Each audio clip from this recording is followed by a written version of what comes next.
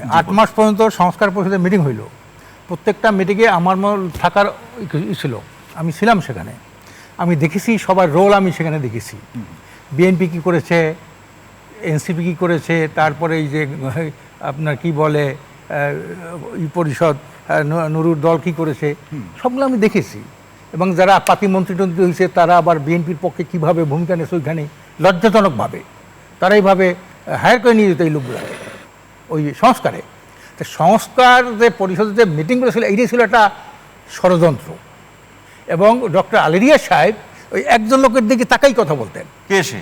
ওই যে আমরা এখন স্বরাষ্ট্রমন্ত্রী, তিনি আগে আমাদের এরা ভাই, হ্যাঁ সালাউদ্দিন ভাই, ওদিকে তাকাই কথা বলতো। আমি বললাম আপনি ওদিকে তাকাই কথা, আপনি বায়াস হয়ে কথা বলেন, আপনার সংস্কার কোনোদিন বাস্তবায়ন হবে না, ওদিকে তাকাই কথা বলতেন। আর এই সালাউদ্দিন ভাইয়ের পক্ষে এই 4-5টা দল, ছোট ছোট দল, এরা খালি বক্তব্য দিত। ইরান এখন গেছে ওই যে জামাতের জোটে, তারপর হলো ওই যে এরম কি বলে আরও কতগুলো ছোটো ছোটো যেগুলো আছে, এইগুলো সব ওই বিএনপি নাম বলতো, তার সে বেশি বলতো এগুলো কথার কোনো পরিবেশন রাখে নাই। আমি তখনই বলছি এটা একটা ষড়যন্ত্র, কোনো সংস্কার হবে না, এদেশে মৌলিক কোনো পরিবর্তন হবে না। এই মৌলিক পরিবর্তন হওয়ার জন্য এই যারা ক্ষমতায় যাবে বা ক্ষমতায় ছিল সরকার, সেটি বুঝতে আপনাদের 9 মাস সময় লাগলো না? 9 মাস সময় কেউ তো বলে নাই, আমি বলছি ইসলামী আন্দোলনের পক্ষ থেকে আমি বলেছি সেটা, আর কেউ বলে নাই তো। সবাই খালি চুপে সারে বুদ্ধিমত্তার সাথে হেকমতের সাথে ওনার কথা বলতেন। সবচেয়ে কথা হলো বাংলাদেশের ইতিহাস সাক্ষী, এই দেশের স্বাধীনতার পরে যারা ক্ষমতায় ছিল, এই ক্ষমতাটা ছিল একটা লজ্জার, একটা অসম্মানের, একটা দুর্ভাগ্যের। এই ক্ষমতায় যখন যায় অনেক কথা বলে, জনগণকে মন কথা বলে। এটা ষড়যন্ত্র শুরু হয়েছে ঐক্যমত্য কমিশনের যখন মিটিং শুরু হয় তখন থেকে। সবচেয়ে মজার ব্যাপার কি জানেন? জুলাই সনদের স্বাক্ষর হয়েছে না, সনদটা, এটা এইটা কিন্তু বিএনপি পাইছে আর জামাত পাইছে ওই কপির আগে, অন্য কেউ পায় নাই, আমাদেরকে দেয় নাই। জামাতকে বললাম যে একটা কপি ফটো করে দিলাম, এটা দেওয়া নিষেধ আছে। আচ্ছা দেখেন, এইটা কিন্তু অনেকে জানে না। এই যে জুলাই সনদটা যে হইল, এইটা হয়তো এনসিপিও পাইতে পারে, এনসিপি, জামাত, এই এনসিপি তো স্বাক্ষরই করে নাই না, স্বাক্ষর করে কিন্তু দেখার জন্য। আচ্ছা, দেখার জন্য এইটা কিন্তু এইটা একটা ষড়যন্ত্র না। আজকের দেখেন ওইখানে কিছু কিছু মৌলিক প্রশ্নে বিএনপির পক্ষ থেকে নোট অফ ডিসেন্ট দিয়েছে। এই ডিসেন্টটা যে সংসদে এইটাই হবে, সংঘর্ষ পাইলে তারা, এইটা কিন্তু ওই আমরা যখন করেছি তখন ওইটা ছিল না, এটা পরবর্তী ঢুকানো হয়েছে। ওটা জুলাই সনদের মধ্যে এইটা নাই, কিন্তু এইটা কেন ঢুকানো হইলো?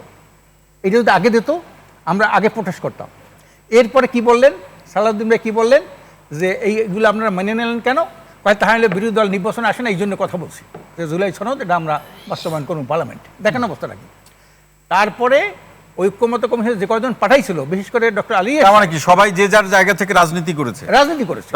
এটা জনগণের স্বার্থে, এই সংস্কার নিয়ে কেউ মাথা ব্যথা নাই। জনগণের স্বার্থে কথা বলেছে কে? জনগণের স্বার্থে কে কথা বলেছে? না, সংস্কারের পক্ষে, জনস্বার্থে, সংস্কারটাই তো হলো জনগণের পক্ষে। সত্যিকার সংস্কার বাস্তবায়নের জন্যই তো আপনার যারা কথা বলেছে, কেউ কেউ কথা বলেছে, তারা হয়তো সংঘর্ষ পায় নাই, কিছু পায় নাই, কেউ কেউ ব্যালেন্স করেছে। কিন্তু এই যে সংস্কার নিয়ে একটা ষড়যন্ত্র, এটা কিন্তু 8 মাস পর্যন্ত যে সংস্কার ঐক্যমত্য কমিশনের যে মিটিং ছিল, এটা প্রমাণিত হয়েছে। এখন কি দেখছেন? এখন তো ভয়াবহ অবস্থা, ভয়াবহ অবস্থা। কারণ বাংলাদেশ ইতিহাসে কোনো সমস্যার সমাধান পার্লামেন্টে হয় নাই, সব হয়েছে রাজপথে। কোনো হয়েছে গণঅভ্যুত্থানে, কোনো হয়েছে কুর মাধ্যমে। সংসদে কোন যারা সংখ্যাগরিষ্ঠতা ভোট পাই যারা সংসদে যায়, তারা ধরাকে সরা জ্ঞান করে না। তাহলে বিএনপি যে বলছে যে তারা ধীরে ধীরে পর্যায়ক্রমে এই যে গণভোটের প্রসঙ্গ কিংবা সংস্কারের যে প্রস্তাবগুলো সেগুলো তারা পূরণ করবে বা পালন করবে, এখানে আপনারা আস্থা রাখতে পারেন? গণভোটের পরে তো তাদের এই কথা বলার দরকার নাই। গণভোট হয়ে গেল, গণভোট 70% মানুষ গণভোটের পক্ষে রায় দিয়েছে, তখন তো তাদের এই কথা বলার কোনো স্কোপ নাই। এটার মধ্যেও কিন্তু একটা সুন্দর জটিলতা কুটিলতা আছে তাদের কাজে। এই যে আপনি চিন্তা করেন বিচার ব্যবস্থা স্বাধীন হোক, এইটা হলো দীর্ঘদিনের এই দাবি, এইটা সকল মানুষের দাবি এইটা। হ্যাঁ, কিন্তু 10 সেকেন্ড আপনার কাছে ফিরছি। কিন্তু এইটা এই যে বিচার ব্যবস্থা একটা, ওখানে কিন্তু ঐক্যমত্য কমিশনের পাশ হয়েছে যে স্বাধীন সচিবালয় থাকবে, এটা কিন্তু পাস। তারপরে এইটার উপরে গণভোটেও পাস।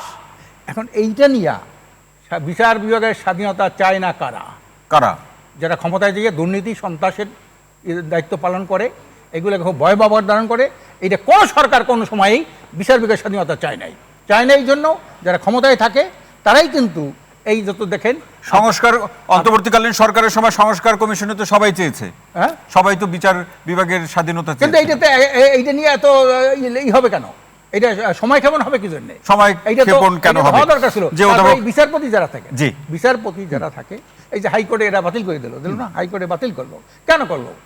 এই অনেক বিচারপতি সবাই যে একটা দুধের দোয়া তা কিন্তু না। কিছু কিছু বিচারপতি তারা করাপ্টেড হয়ে পড়ছে, তাদেরকে অনেক জেলও গেছে, এই খায়রুল হকের মতো লোক এভাবে গেছে না, সিনহার মতো লোক গেছে। তো কাজে এই জন্যে এটা হলো আমাদের অদৃষ্টের নির্মম পরিহাস।